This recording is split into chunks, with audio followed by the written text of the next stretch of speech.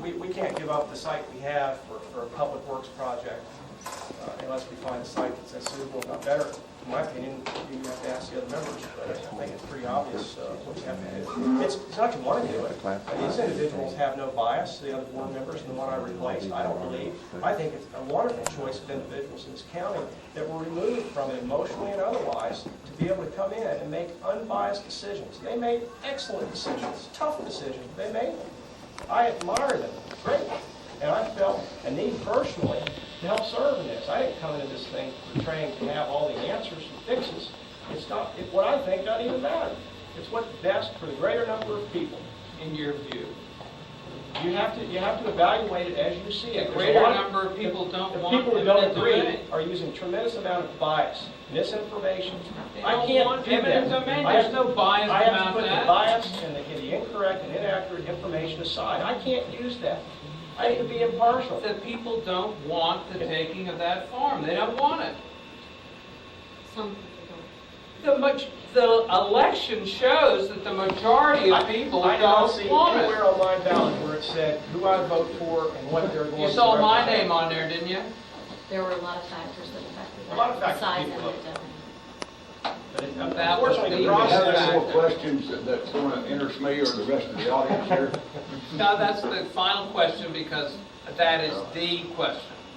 Again, I make one statement if I could to finish up. I've said it 3 times already. But if people want to help snowshoe and support snowshoe and hurt this county, support doing away with the regional plan. It would be the biggest prize you could ever hand in snowshoes lap, right here. Could you explain how that works to those who don't understand what you're trying to say? You're making a statement, but we would like to understand how it's Snowshoe is, accomplishing that. in the ski industry, it's pretty good what they do.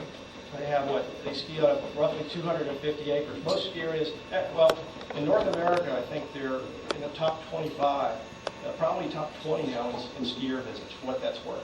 A lot of people come ski there. I think over 500,000 people skier visits. It may not have, that's how many lift ticket days are sold. A lot of people, top 25 in all of North America. I can name 24 ski resorts off the top of my head. They're big places, have thousands of acres, and, but they do that.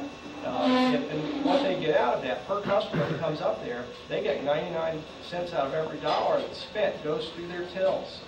And it was done by design to restrain trade. And it's not only had an economic downside. I've lived there for the past 30 years. I grew up there. I mean, for lack of a better term, it'd be my hometown, you know. A lot of prejudice in this county towards me and the people that came in here and started. My family helped pioneer the resort, so we're pioneers.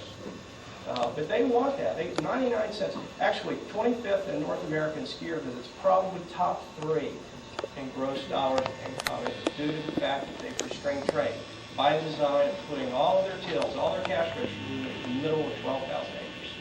Makes it a very, very profitable resort. They're very successful for that reason. It's good and it's bad. It's had, again, the economic impact adversely, but the social impact. We have no community that's formed. It reminds me, anyone knows their West Virginia history, of the coal towns. It's that bad. And it wasn't by design so much to have a social impact like it has, but it has. And if you want a community to care about the social issues in this county, that's a big one for me. In the community I live in, it's had a tremendous impact on the quality of life of people that try to live and work there. And I can just say, it's a bad thing if Snowshoe gets their own private plant. But Mr. Holt, we're going to go around and get statements later. I apologize. Thank you. Yes.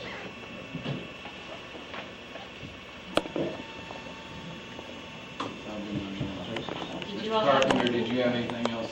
I have nothing else, thank you. I have nothing to say. Future development would pay for any additional sewer and water lines, I assume.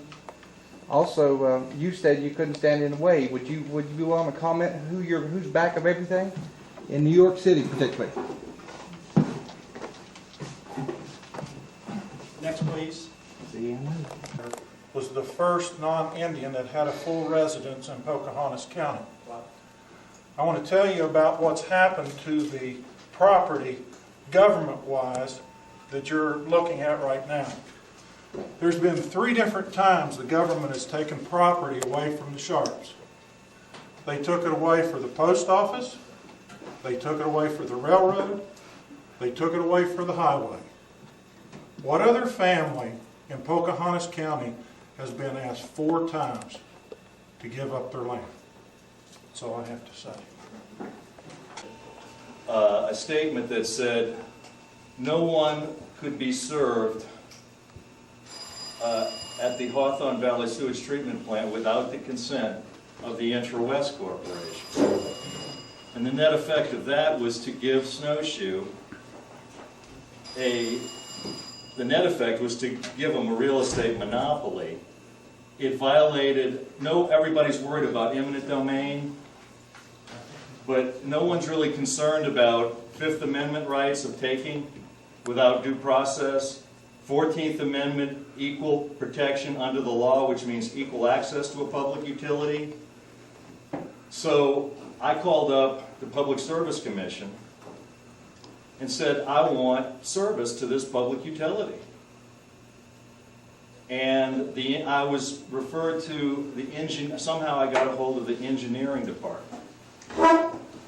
And the engineering department was waiting for someone like me to call, because they felt like what was going on up there was unconstitutional. But since they're in the engineering department, they can't buck the system. They got their jobs to maintain. But they were looking for someone like me, so they suggested that I become an intervener, which I did. I hired an accounting firm. I had to borrow the money. Hired an accounting firm. This fellow right over here represented me as the accountant. I had one of the best lawyers you could ever get, Dan McDonald, who was he was the chairman of the Public Service Commission, appointed by Jay Rockefeller many years ago, when this man was very young. And he took the case because he could not believe that such a thing could be written and agreed to. So he agreed to defend me and effectively everybody else in the community. I also had to hire an engineering firm, once again with borrowed money, but I was not going to let my property rights be taken away from me. And by token, I was defending everybody else's property rights. Because if Snowshoe would have gotten their sewage treatment plant that they wanted, because I keep hearing, let Snowshoe be Snowshoe. Let's just let them do whatever they want. Well, had they done whatever they wanted, no one would be able today to get a packaged treatment plant, even though I think it's well, I won't even get into that issue. But no one would have equal access to any public utility that was on Snowshoe lands. That was the arrangement that they had. So we litigated. And the first part of it was the public hearings. And I mean, there's obviously, this went on for, I think, a total of 9 to 12 months. I put ads in the newspaper for the public to be aware of it. Sharps knew nothing about it, and yet when Linda Sharp was there, I had a petition put in there for people to sign and try to realize what was happening. Basically, what was happening is their constitutional rights were being destroyed, and we were going to have a sewage treatment plant that served the interests of Snowshoe only. Just as Mr. Milliken has said, if you want Snowshoe to have a real estate monopoly, just go ahead and let Snowshoe be Snowshoe. And no one else in the community will ever again be able to discharge waste into that creek out there because there's not enough waste load allocation. They had given all of the waste load allocation to Snowshoe.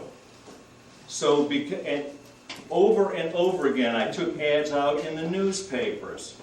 Apparently, no one really cared. I've been in Mr. Saffer's office and to congratulate him when he got elected, and we had a discussion about this.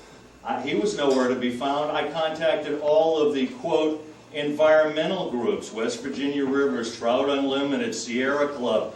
I thought they were the endangered species because none of them were very interested. Mr. Hall, you have 30 more seconds, please.